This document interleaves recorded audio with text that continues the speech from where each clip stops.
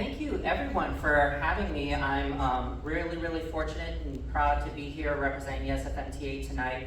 I am deeply honored that you folks are interested and are spending your precious time here tonight to learn and to talk about it this evening. So I've got about 15 minutes to get through about 20 slides. I'm going to be going fast. I'm happy to be in on the questions later, but I'm about to share some pretty heavy information, so please feel free to ask questions afterwards. Again, for those that didn't catch it, my name is Rafael Ramos. I am the Local Government Affairs Manager for the SFMTA. I spend most of my days answering calls from Supervisor Melgar and President Mandelman about different issues that they're hearing complaints about from their constituents, and or making sure that legislation happens as it needs to make the business work of providing transportation. Before serving in this role, I was actually on the MTA Board of Directors in Director Chen's shoes for about 7 years before that. And I've been in my current role for about 7 years. This presentation is put together by our Chief Financial Officer, Bree McWhorter. So she did this earlier this morning at Spur, and so it's getting around. This is going to be mostly a discussion about our operating budget. We have effectively two sides of the budget. We've got operations and we've got capital. The operations budget is the one that we're mostly worried about because of all the shortfalls that we've gotten from our revenues, which I'll discuss here. The Muni budget obviously pays for everything from like the Muni lines, the buses and the trains, cable cars. We've got our operators themselves. We've got streets, all kinds of things that the SFMTA budget pays for overall, including taxis, paratransit, but most of our money goes through operating the transit system, which I will share with you here.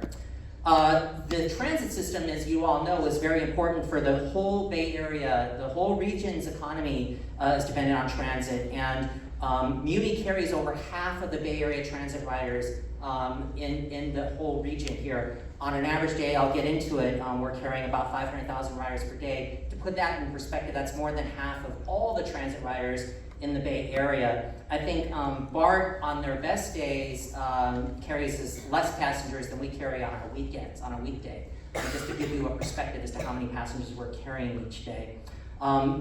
People, as well as our San Francisco chief economist, know that if we don't have a solvent transit agency, we'll never have an economic recovery. It's important that people can get to jobs, they can get to work, they can get to school, everything that we need for our business or for our city to run.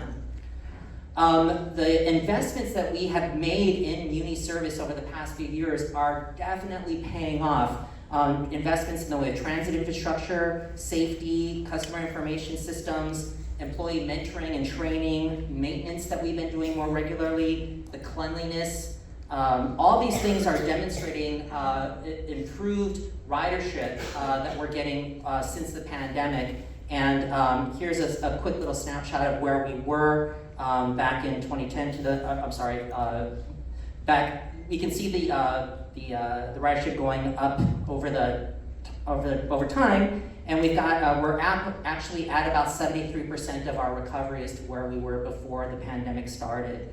And that's on the weekdays. The weekends is the green number on the bottom. And you can see, like I said earlier, like a system like BART, I think if somebody can correct me, it's about 200,000 riders per day on BART. We carry a lot of folks, and it's growing all the time. The Muni satisfaction rating is the highest it's been in 20 years. Some people are saying, oh, you know, why can't you go back to 2014 staffing levels where you had, you know, way less staffing? And we would say, well, back in 2014, were any of you around in 2014?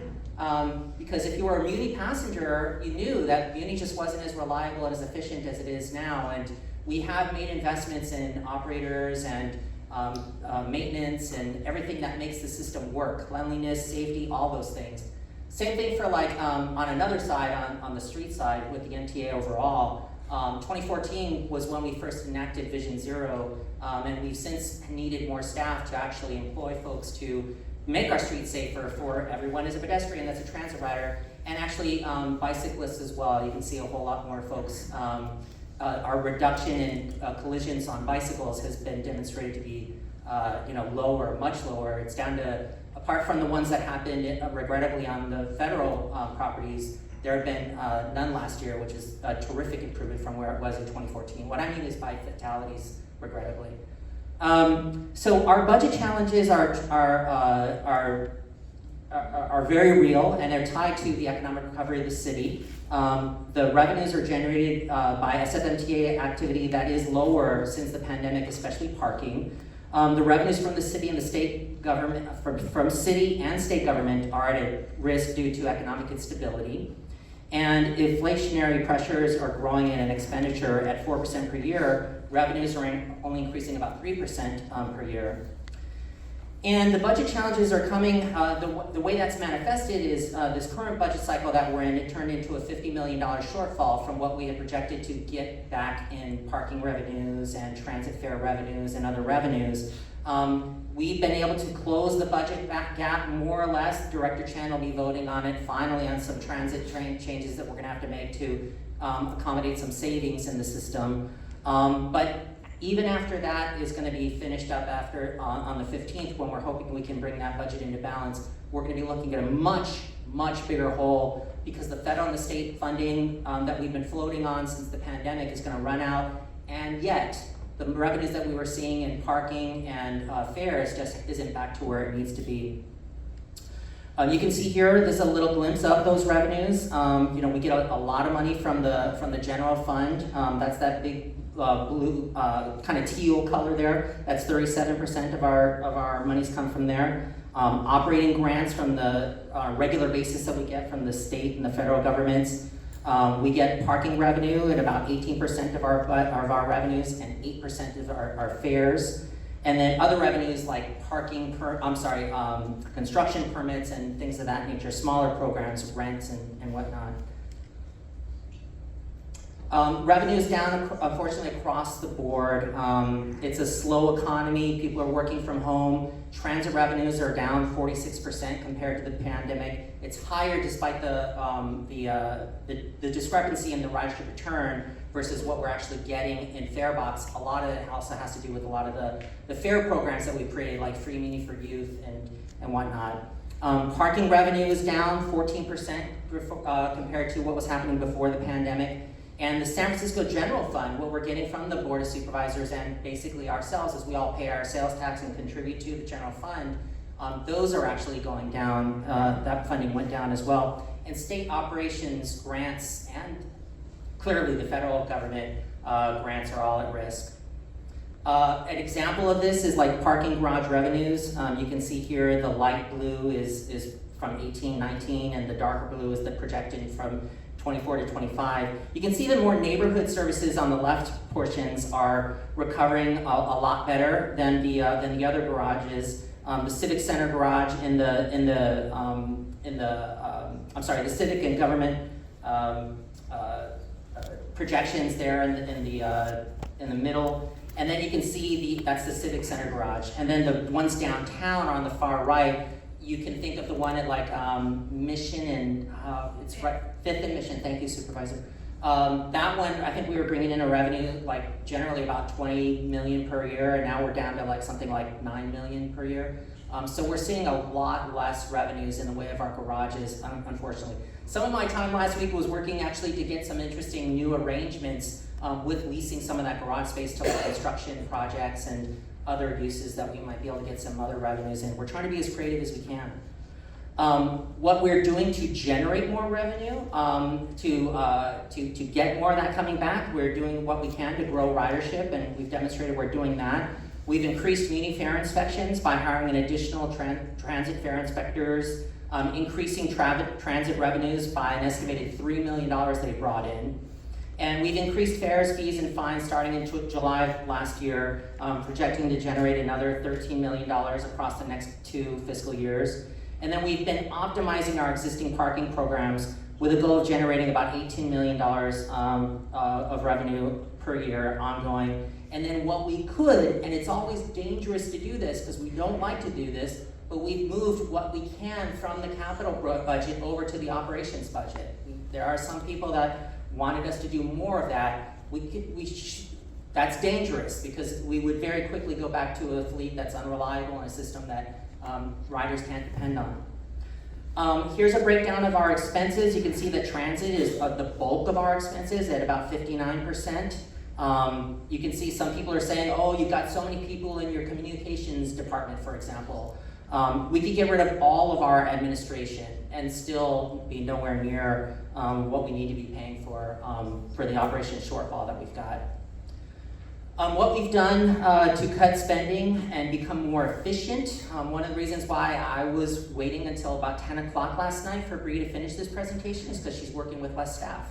We have not filled a lot of our positions that we typically have, and everyone is working harder. Ask the supervisors how long it takes to speed humps to get through our traffic calming program, how long it takes to get a crosswalk repainted, or all these things are adding up and putting more of a strain on staff, but we're doing what we have to do to make the budget work. We've cut $30 million in non-personnel costs by eliminating planned one-time funding and investments. We were going to try to move to a more functional location from 1 South Van Ness, and that's no longer, nobody's talking about that anymore. We're still effectively having some of the routes that we put on hold during the pandemic. We haven't yet been able to restore them.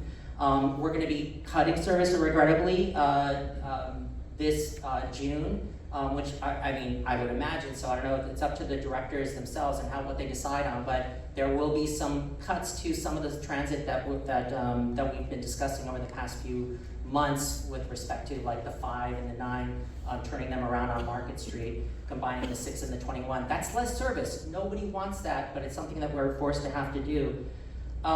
We've installed over 100 miles of transit-only lanes. These transit-only bus lanes that you see are basically printing money for us. Every time you see a bus that's going by there, you're watching money saved. At the same time, when you see a bus stuck in traffic, you're watching money burn.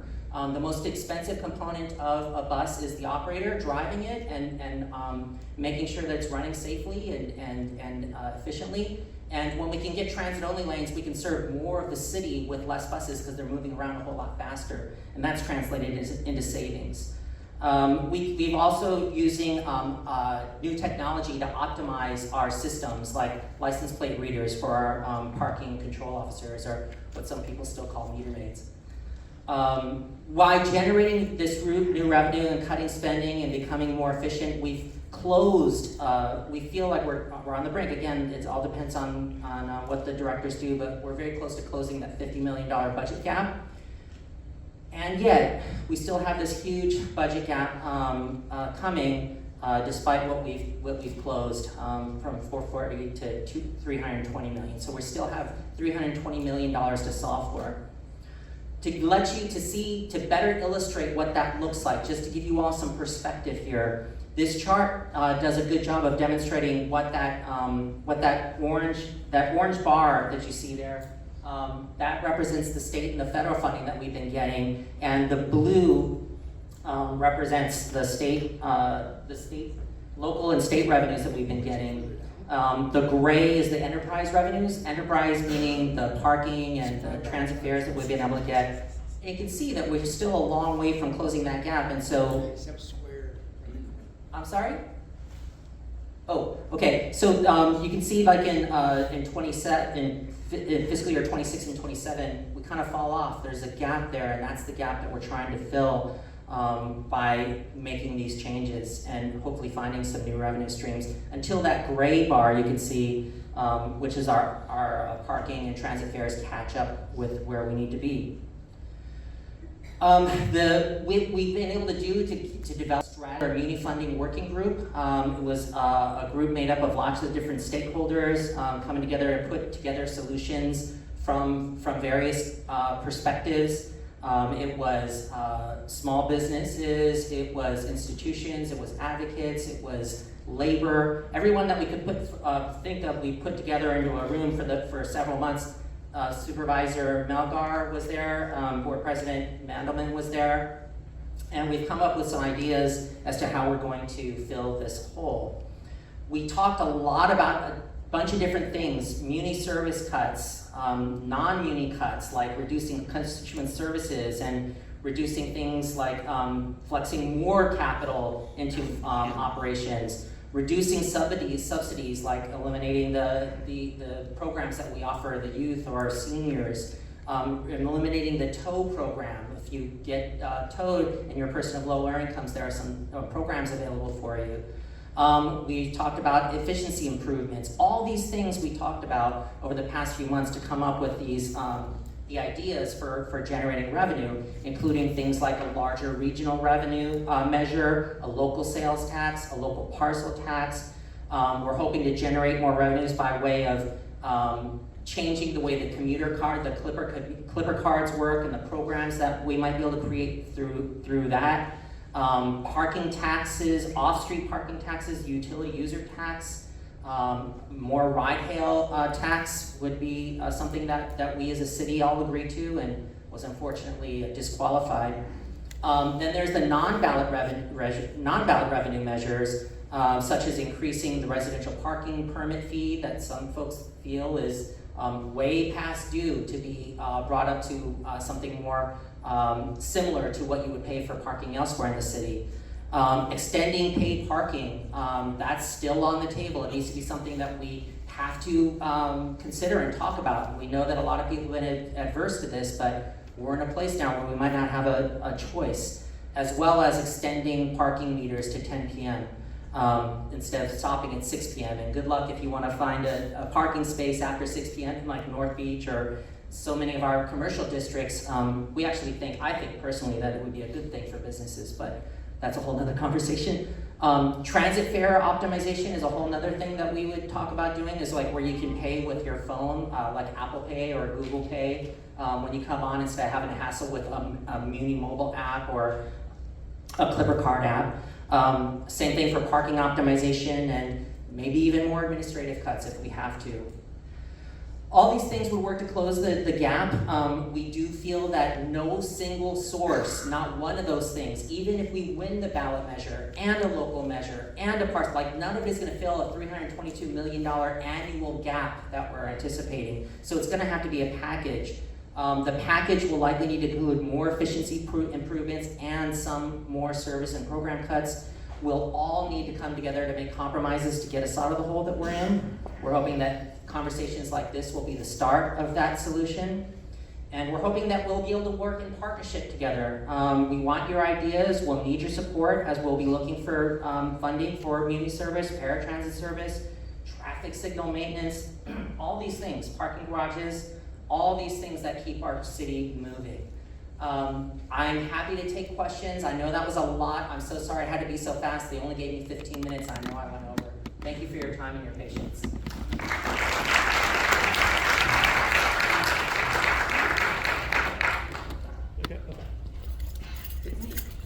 Oh, may I please introduce Director Chen, who's going to be moderating the panel. Director Chen? Hello, can I invite the panelists to come up and join me on this stage. My name is Mike Chen. One of my hats is I'm on the SFMTA Board of Directors. This is in my personal capacity, and once again, introducing as Elijah Baldwin, Supervisor and County Transportation Authority Chair, Myrna Melbar. Board of Supervisors President Rafael Mandelman, and President of the Council of District Merchant Associations, and staff organizer with the San Francisco Transit Riders, Dylan Favors. Okay. And then one more, if you have this is the last call for question cards, so if you have a question that you have for the panel, please raise them up high and a volunteer will be coming by to collect them. Keep them high. Chanel and Elijah are coming down the aisles.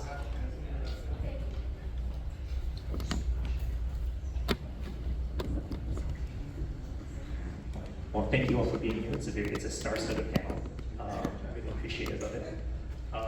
So I'll start with a very easy question, which is one thing that you love and one thing that's a pet peeve about Muni.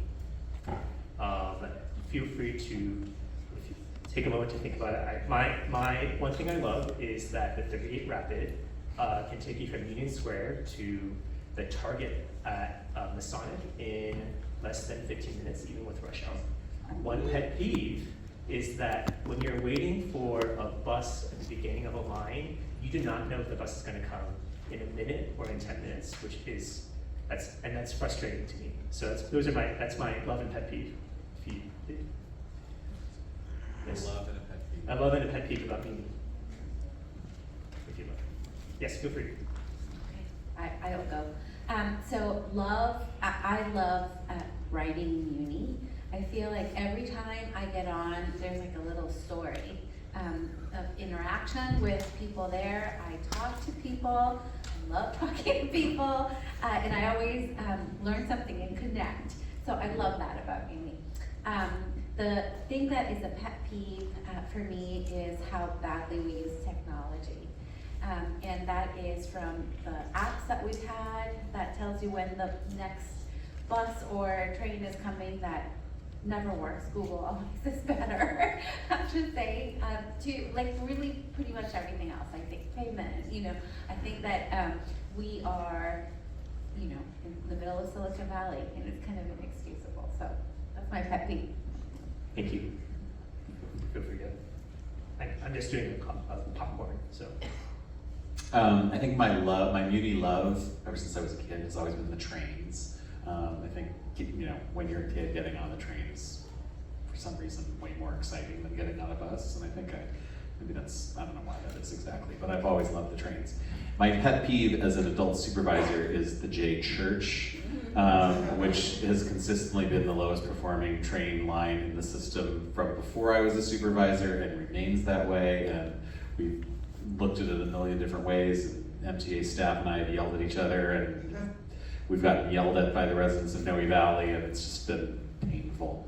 That's my pet peeve. Thank you. Dylan or Tim? Yeah, I guess one thing that I love is sitting on the Van Ness BRT, just zooming past traffic at rush hour. It's one thing I love about Muni. Pet peeve, I could say lack of funding, but I will say not being able to bring a bike on the Muni Metro. Yeah, I share that. Right. Tim? I would have to say my love is the staff. It seems like everyone is so friendly when I come on and just open. Pet peeve is, for some reason, my Clipper card just is not there. Maybe it's just me, but it definitely is an issue. It is 16-year-old technology, and I could shoot the scenery about that. But great. So my next sort of general question is, what are you and what are your communities that you represent? What have you heard about the funding crisis? What are the things that you worry the most about for this? And again, feel free if you like to go Tim. I think that the funding crisis, it really scares a lot of the small business, being drastically affected by their employees being able to get to work on a timely manner, and more of an efficient flow for customers who come into the corridors.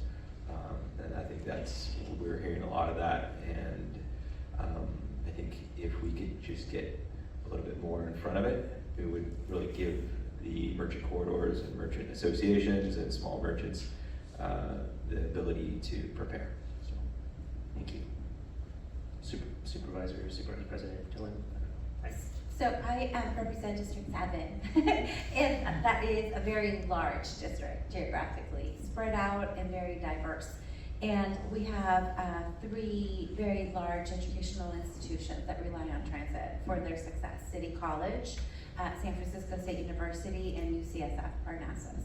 So I've heard the most worry from the young people.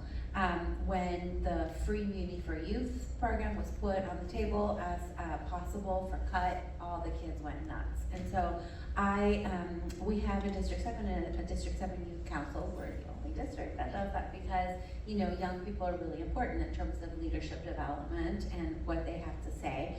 So they're very upset about it. And then, the institutions themselves, we have fought really hard to get City College back on track. And this could be the thing that makes it not doable for a lot of students to get to campus, as is San Francisco State and all of the other institutions.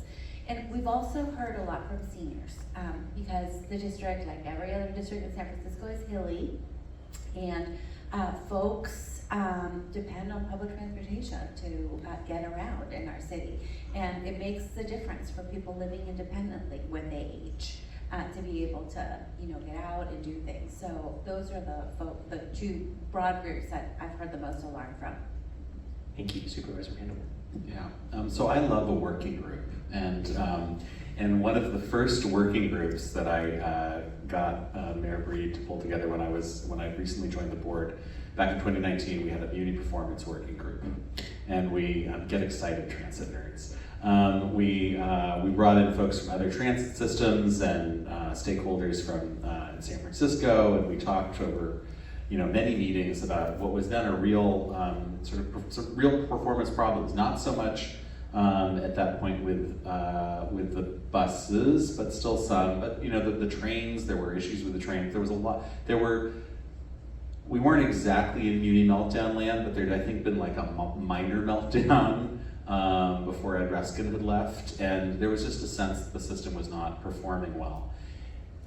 The COVID followed shortly after we issued the working group's recommendations, but through the pandemic and then post-pandemic, the MTA was able to implement some of the things that we proposed in that working group and a whole bunch of other things too, and the performance issues at Muni were significantly addressed. The service got a lot better, people were, the satisfaction surveys were showing much greater satisfaction from the public and a real sense that,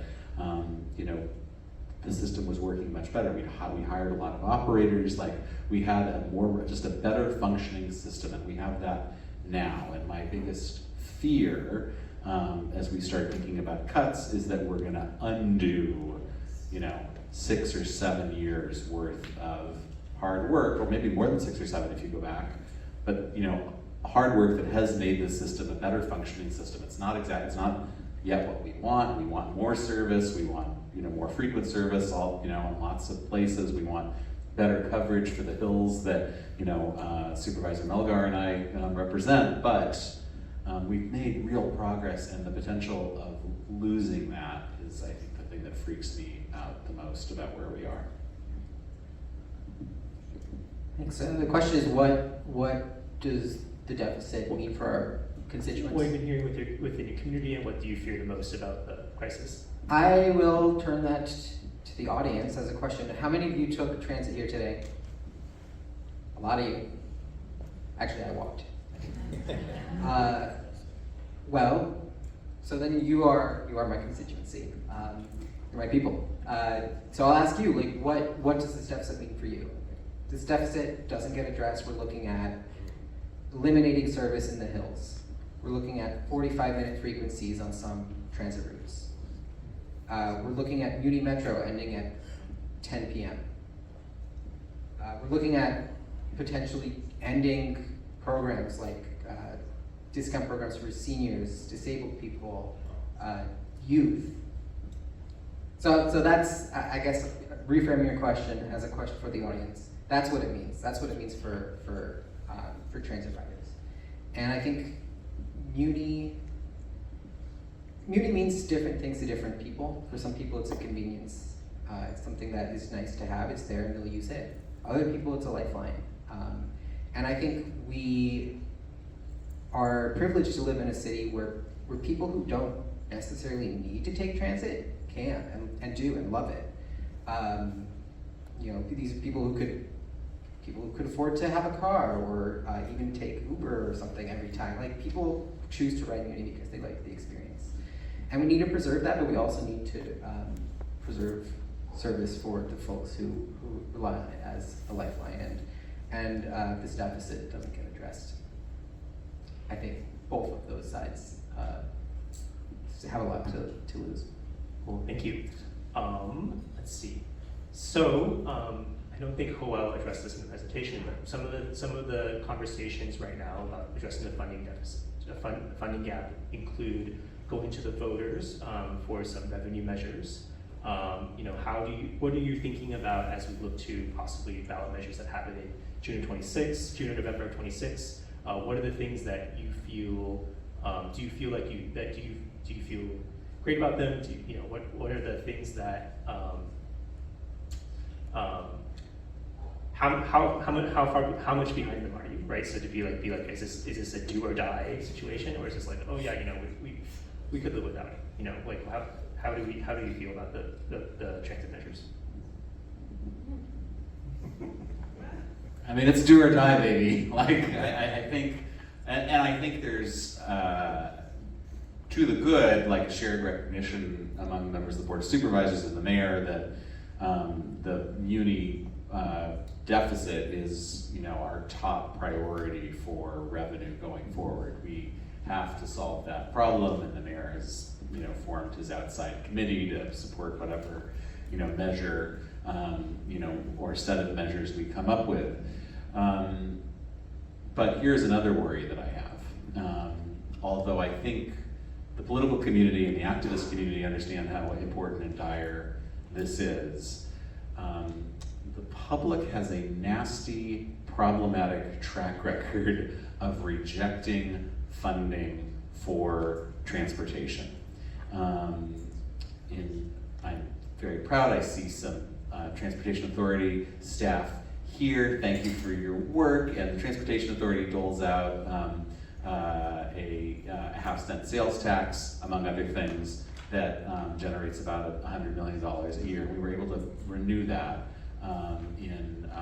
in the fall of 2022. But in the spring of 2022, the voters voted down a $400 million transportation bond that has left a gap in what, you know, in Muni's ability to do some very basic and important things and make some very important investments. And we don't know when we will be able to go back to the voters to try and recapture some of that.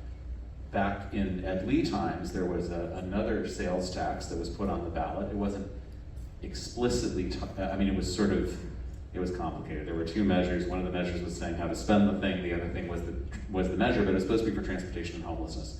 And the voters voted for the allocation, but they didn't vote for the measure, and that tax didn't pass. So there is a real challenge here. We need to, in my view, get as close to that $300 million gap or more as we can get with whatever package we can put together. And the trick is going to be finding the set of things that is going to be able to get, whether it's a 50% vote, depending on what it is, or a 2/3 vote, depending on what it is, that can get over the threshold and get enough support from the public.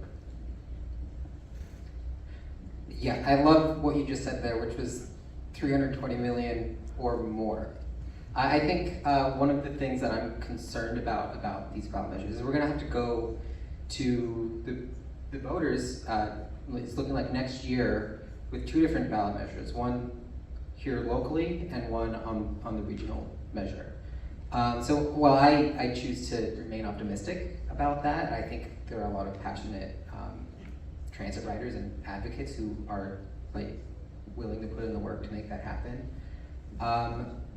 I do worry a little bit about voter fatigue, and I worry about voters not wanting to pass something to maintain the status quo. I think looking at this crisis, this deficit, we need to be looking beyond just filling the gap. We need to have a path forward for Muni to not only just plug the hole, but also get better. And I think we need to be able to honestly deliver that message to voters if we want to be sure that we're going to pass these things. I couldn't agree more. There's a couple things. So the regional organizing that's going on around a potential measure is good and great. So a lot of our issues, not just around transportation, but around housing, are all regional issues that we need to learn how to work together and do the heavy lift together. And I'm actually really happy that those conversations are having and that everyone sees the critical need, like my colleague said, it's do or die, baby, and everybody recognizes it, so that's really good. What I worry about on the local level is that aside from you geeks, I want to make sure that everybody recognizes how important it is for San Francisco, that nothing works without a public transportation system that thrives. And so we have our climate action goals because we are surrounded by water and on 3 sides, and we need to make sure that we advance it, you know, for the next generation. But also we live off of tourism. That's our bread and butter. It's not tech, it's restaurants, it's hospitality. We're a tourist city. Without a public transportation system, that doesn't work. Our educational system doesn't work. One of the things that makes San Francisco so unique is that we've always been this place of opportunity for immigrants, for people from all over the country who are coming to, you know, love who they want to love, or, you know, we have always had one of the highest indices of social mobility. And that is because people can access public education, because they can do all these things. So without that access, that doesn't work either. So you go down the line of all our, you know, lofty goals as a city, and without a public transportation, it doesn't work. So how do we convince everyone else?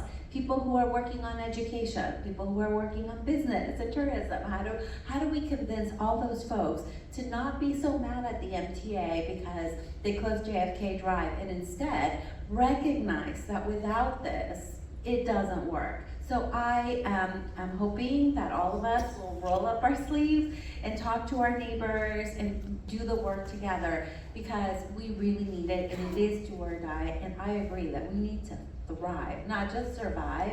And in order to do that, we need to expand the system. We need to do better. So one last thing I will say to Joel's presentation, you saw how during the pandemics, the patterns have shifted. So downtown right now is hurting, but the neighborhoods are thriving. So if you go to Stonestown on any given afternoon, the place is packed, you know, and it is right on the M, and it is full of people. When we started talking about cutting off service at 10 o'clock, all the merchants on Irving Street started freaking out, because what's gonna happen? You know, we, for the first time, are thriving out here. People are coming to restaurants, they're going to bars or whatever, and then they can't get back home after 10. That definitely puts a hamper on our nightlife, on our, you know, thriving commercial corridors. We really need this, and we need everyone to recognize how important it is for the life of the city.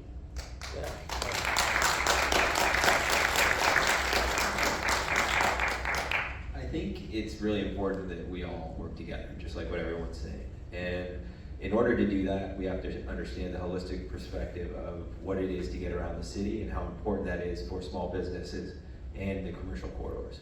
The commercial corridors are the backbone of our city, and we love them, and they've been hammered from COVID coming through to where we are right now, and there hasn't been the revitalization. I think it's very important that we have the tough conversations around everything and the priorities. One question I do have to ask is, so we had a slew of people that took the bus here. How many people rode a bike? I think that we have to approach this in a way that really prioritizes the commercial corridors and creating a vitality and vibrancy there that gives them the ability to go and park, that gives them the ability to go and bring people to the corridor from the buses and trains. And I think if that's a tax measure, then we have to seriously look at that. So that's what we are looking at from the CDMA perspective. We haven't made a decision yet on how to approach it, but we're very open to it. Thank you. And then I don't know where the question cards are, but if while that's coming through, okay, lightning round.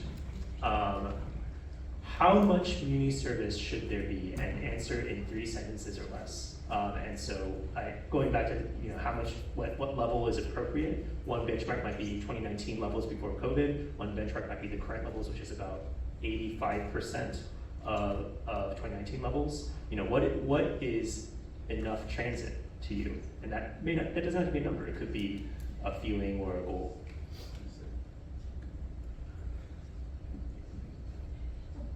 I think it is enough transit so that transit is the best vehicular way to get around the city.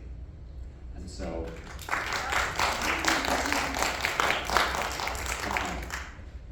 Yeah, I would add that. So I will steal from the New York Transit Riders Alliance, who had this campaign about the, 5 minutes, or 6 minutes, or 6 minutes, or 5 minutes.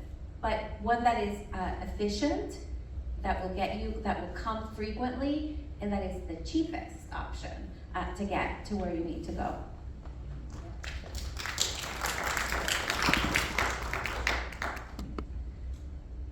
Yeah, I mean, I agree with both of those things. Right, like at the start, like right before the pandemic, San Francisco Transit Riders started a 30 by 30 campaign, which is from one end of from one end of the city to the other in 30 minutes or less. And I would love to see that. I think another metric is like your bus should only be stopping if you're at a bus stop. Yeah, we need more than what we had before the pandemic. We need to go big.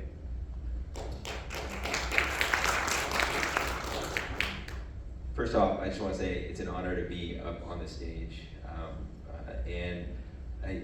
The best part about politics is discourse. And so I don't fully disagree, but I do think that we have to create the opportunity for transit to be very efficient, but we can't discredit cars and parking spots.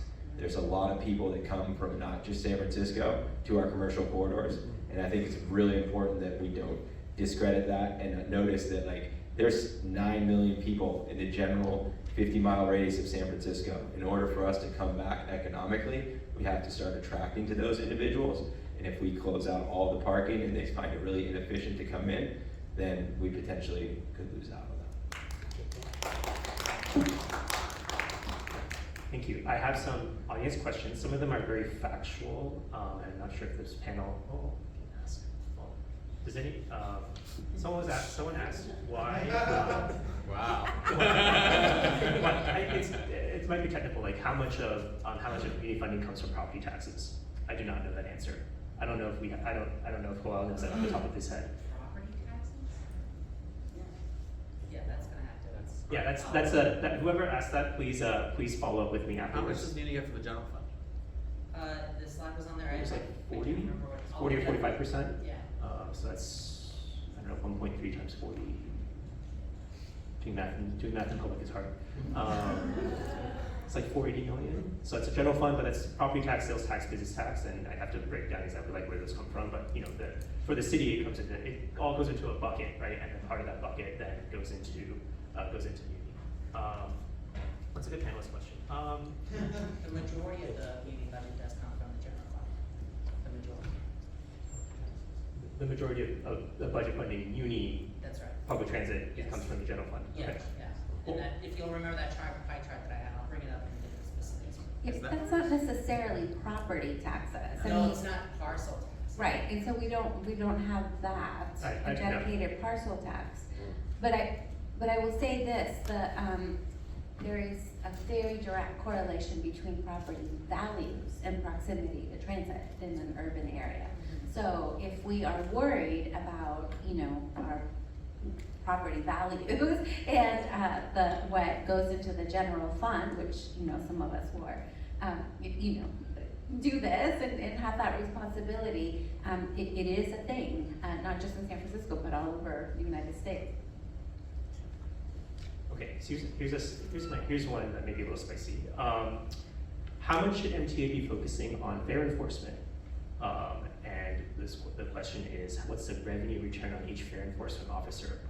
That I do not know. I don't think anybody has that specific number, but I'm curious what panelists have to think about how MTA and fare enforcement comes with the budget situation.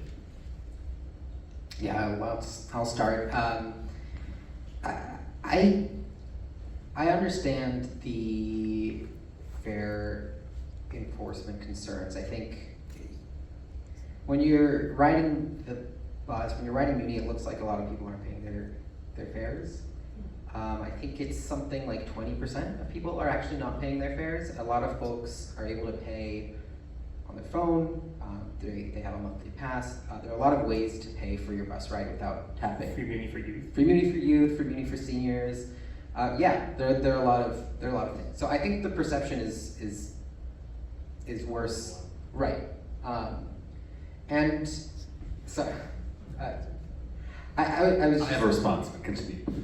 I was also going to say fares only make up 8% of the Muni budget. We saw it in the presentation. So I mean, whether you're on one side or the other, whether you think there's more fare enforcement is necessary or not, fare enforcement isn't going to be the solution to this fiscal deficit. I agree with that. I mean, I agree that fair enforcement is not going to get us there, but I think it drives enough San Franciscans bonkers to see people not paying or to believe that they are not paying, that it is worth a significant investment in actually having some consequences for people who are not paying their fares. I just think, particularly if you're going to voters to ask them to, give more money, they're gonna want, thank you, Joel, for showing us all the efficiencies, and we know that MTA is gonna be looking to save every dollar, but you're gonna have to demonstrate that. And we're also gonna have to demonstrate that we are actually asking everybody who is supposed to pay, to pay. So, there's enforcement is more than just fares for the MTA. And you asked about pet peeves with Muni, but I will give you a pet peeve that I have with MTA, and that is enforcement, and at the risk of pissing off my new friend here. The world has changed around us. So we now have, Waymos and Lyft and Uber. We also have parklets. We have sort of repurposed some of the spaces that in the right of way. And yet, we have also not caught up with a lot of the ways the world has changed. We have in Golden Gate Heights, this neighborhood that they're all upset because one of their neighbors is a get-around operator. That's like an Airbnb for cars, right? And they have 20 cars parked on our public streets and they pay nothing for it. And so that is one example of how we have not caught up with enforcement. There's another gentleman who lives in Park Merced and he runs a trucking business. And he has all these cabs for the trucks that are parked on MTA Street for free. And that's another. So we do have thousands of miles of free parking in San Francisco still. We maintain those roads. The MTA pays to pave them, to keep them ADA accessible, all of those things, and they're absolutely free. So I'm just saying, yes, we want to make sure that people from San Mateo can come and, dine at West Portal and at Elena's, but at the same time, it is a trade-off because to grow business, to have more customers, you need to put them somewhere. And in a more efficient way is to be able to get them there in the policy that we have put than to continually be making more of a resource that we don't have, which is parking. So that's what I'll say. Enforcement is more than just paying the fares. It's also paying for the public right of way when you are putting your private vehicle on it or whatever and privatizing it.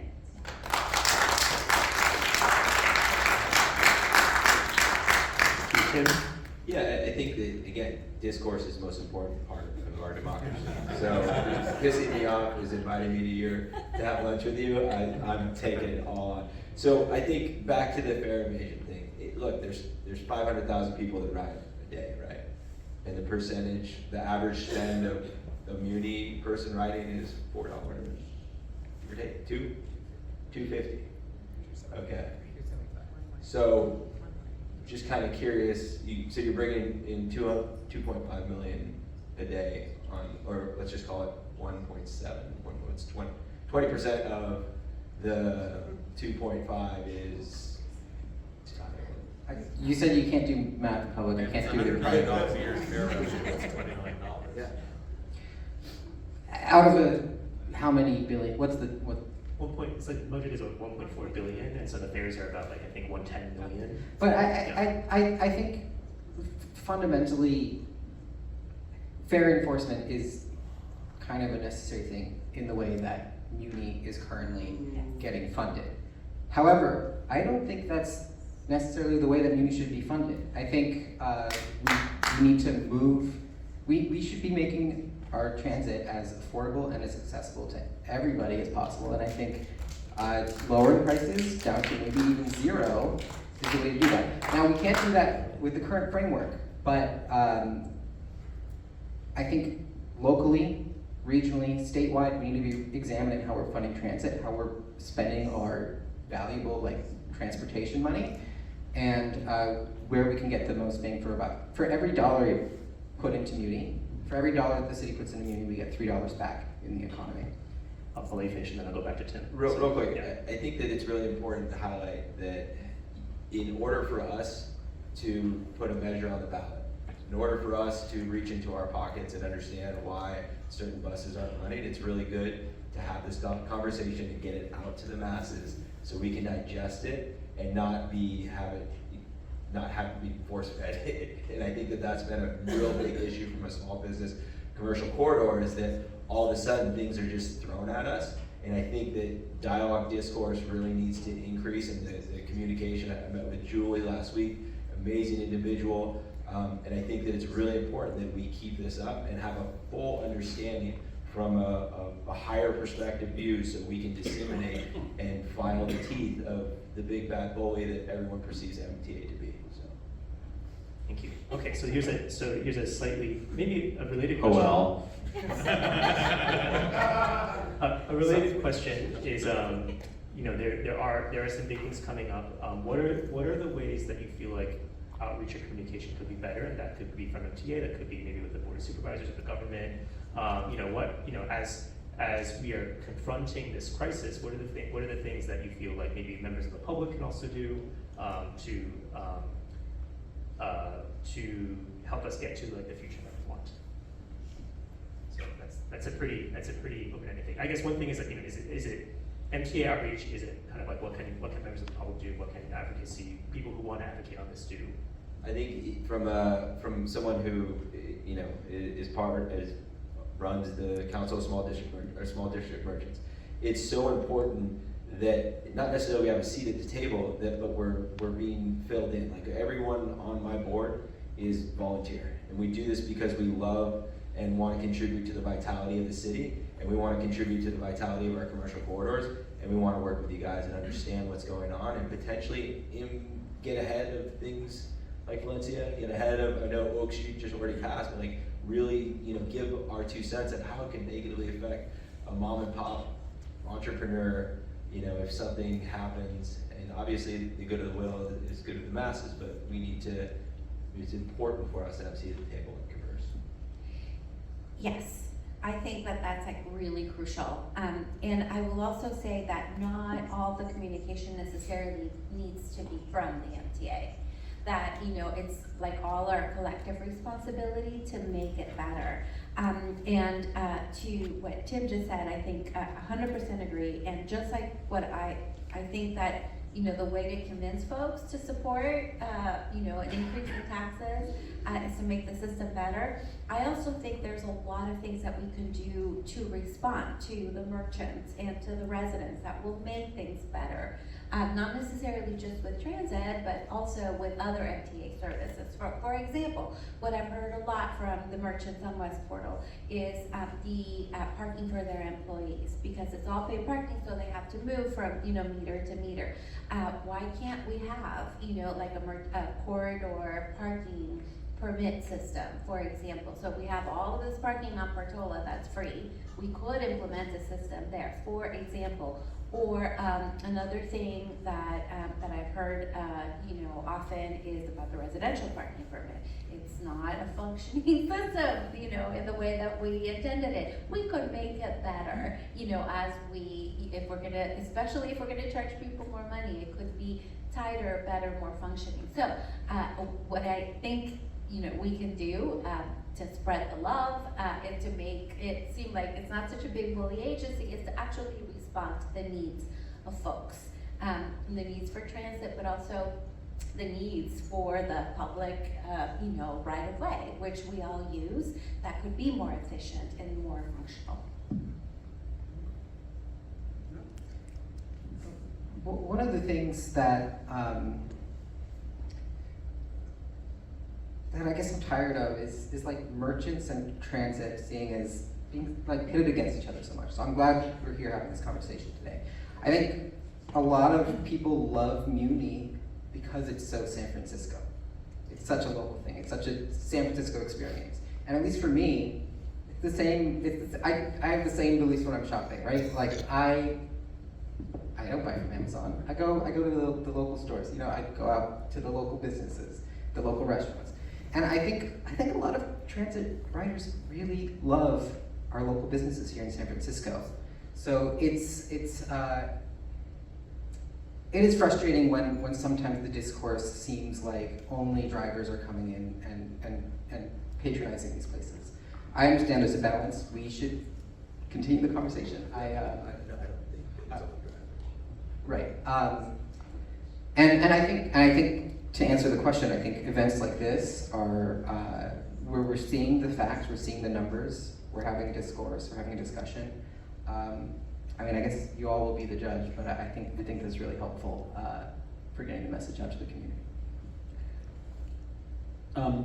I think, I mean, I take the point there. I don't think there's a natural conflict between the interests of small business or large business and the interest in a functional transportation system. In fact, they're like very intertwined, and all of our businesses are going to suffer if people can't get around, if it's harder for employees to get to work. Like there's a whole bunch of reasons why we need to be partnering with the transit activist community and with the business community to try to get whatever we're going to get done over the next 2 years around revenue done.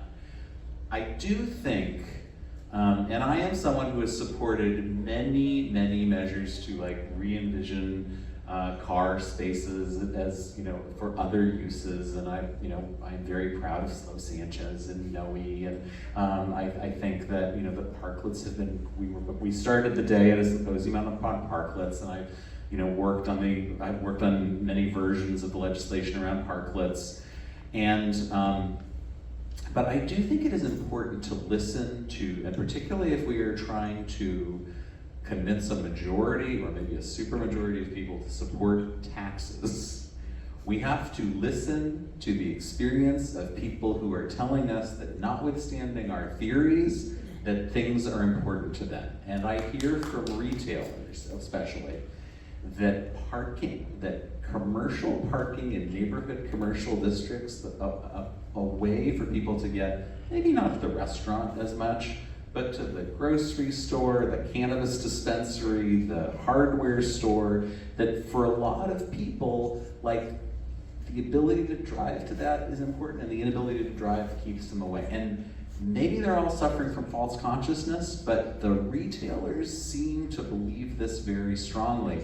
And before I, as a non-retailer, reject it out of hand, I think I have to grapple with the lived experience of the people who are actually trying to make their living as retailers.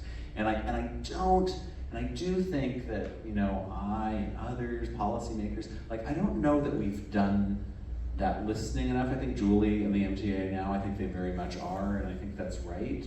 And I think Julie honestly has to spend, and the MTA are going to spend a big chunk of the next year going around, hearing from people about what their concerns have been, what they think the MTA has done to them. Maybe some of that are things that we can modify, or maybe there's another way, or maybe they're misunderstanding what the MTA has done in the first place. I do think that post-pandemic in many neighborhood commercial districts, including at least 3 that I represent, the MTA has approached the project of repurposing curbs with a gusto that is amazing and has resulted in the disappearance of a ton of former parking spaces that are now yellow zones and white zones.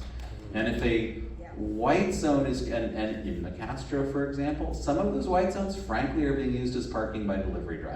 Long-term parking by delivery folks taking a break from their work, and that's doing no good for the super duper or the whatever establishment. So some of the things that I think we have done in these neighborhood commercial districts, we gotta listen to these people, because our understanding, the understanding of the folks who control the paint at the MTA may not be completely congruent with the reality as it's experienced in some of these areas. And so I think in different areas, we just need to make sure we're listening.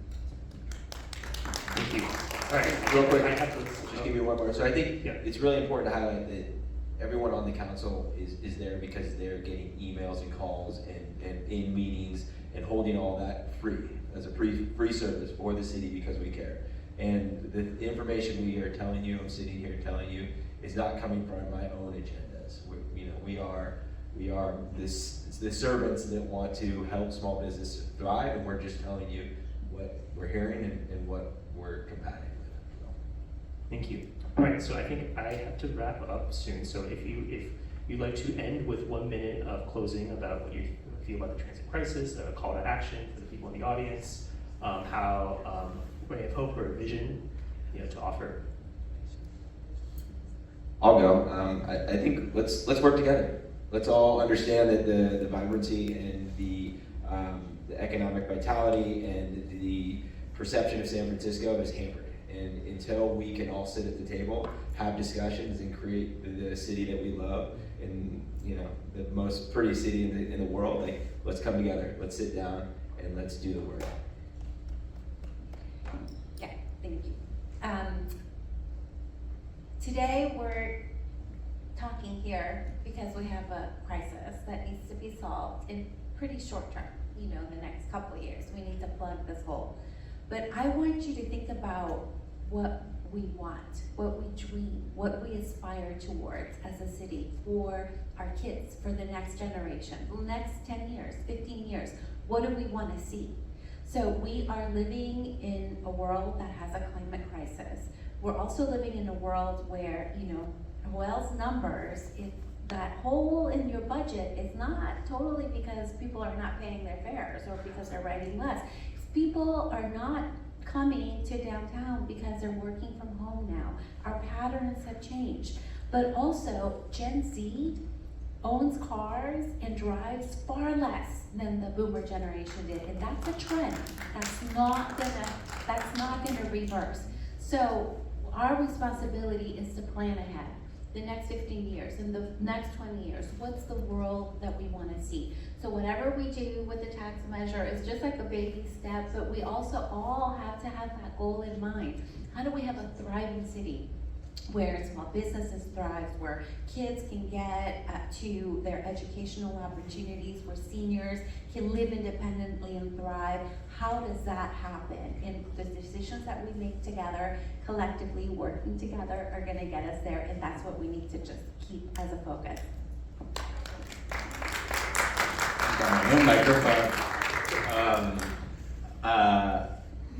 I am quite focused on the baby step, and I know you are, which is the next couple of years. And I think that the goal has to be to build as big of a coalition as we possibly can to enact as many or as much of this revenue as we possibly can to, at the very least, limit the damage, and ideally to do more than that and actually expand and improve the service delivery and make transportation better in San Francisco. A lot of that is going to involve, as I have suggested, I think, listening and reaching out to people who might not be inclined for various reasons or perceived wrongs that they have experienced at the hands of elected officials or MTA or whatever, to engage those folks and get them on board and make this sort of a project that, not just a bare majority, maybe we can pull it over, 50,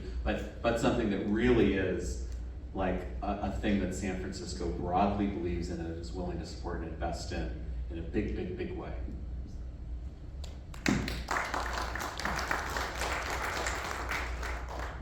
Yeah, I think, I guess call to action.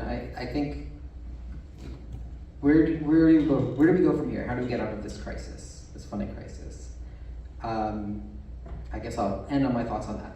I think, first and foremost, the agency needs to maintain service, and it needs to maintain trust. We need San Franciscans to know that they can rely on the SFMTA and rely on Muni to get them where they need to go. And I think that's the foundation for all of this. We can't be cutting service. We can't be slowing down service, getting AVs in the way. And then the next step is $2 billion state budget request. So there's a budget request going through the state legislature right now for $2 billion for state transit funding, statewide. If that doesn't get passed, there's a huge hole over the next couple of years that we're not going to be able to fill in time. So message your representatives at the state level, tell them to get this thing passed. Tell them to tell their colleagues to get this thing passed. I think the next thing is we need to introduce and pass a progressive revenue measures at both the local and the regional measure. We know that's coming. We need that for Muni funding. And then finally, we need to reform transit funding at the state level.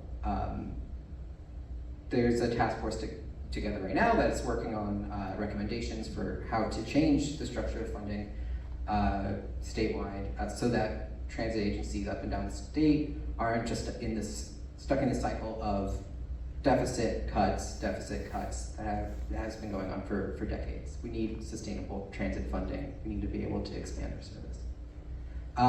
And we need to do all this while also implementing solutions here locally. These are some of the hard choices that were mentioned earlier, parking changes to the meters, residential parking permits, also just looking at the things that the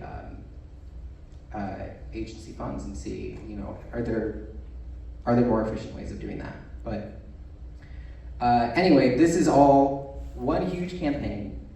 And if you are interested in getting involved, I encourage you to check out muniforever.org, signing up for a mailing list, and we will have calls to action in your inbox soon for all of those different things. Great, thank you. And I think that's our time, so please give a round of applause for our panelists. Timothy Omi, Central District Business Association, Supervisor Villanova, Supervisor Rafael Mandelman, David Davis with the Transit Riders.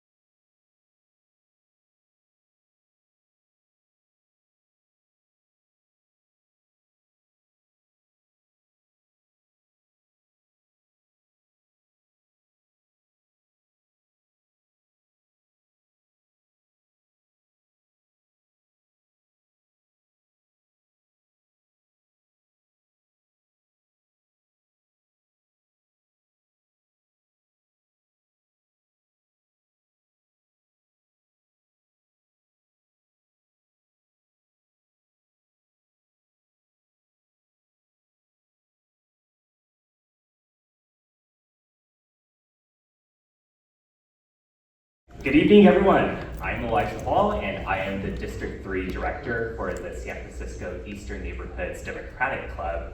And I'm thrilled to welcome you all here tonight to this event, co-organized with my fellow board member, Rachel Tanner, who is our District 6 Director.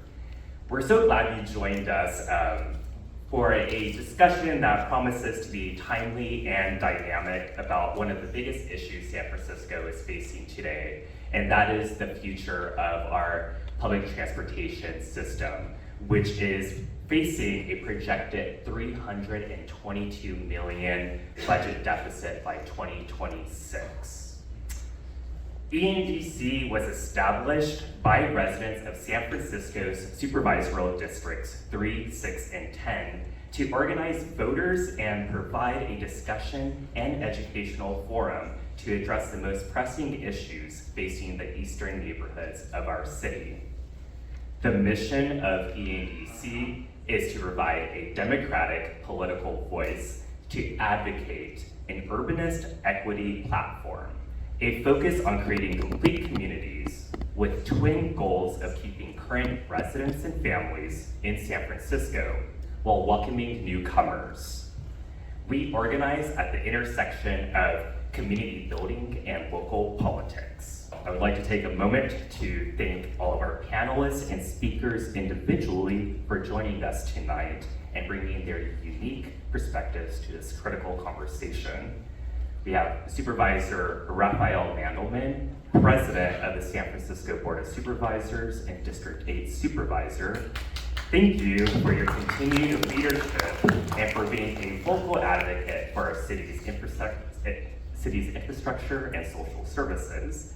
Supervisor Myrna Malgar, District 6 Supervisor and Chair of the San Francisco... Seven. Thank you. Of the San Francisco County Transportation Authority, I would like to say thank you for your steady vision you bring to our transportation system and for championing thoughtful, equitable solutions.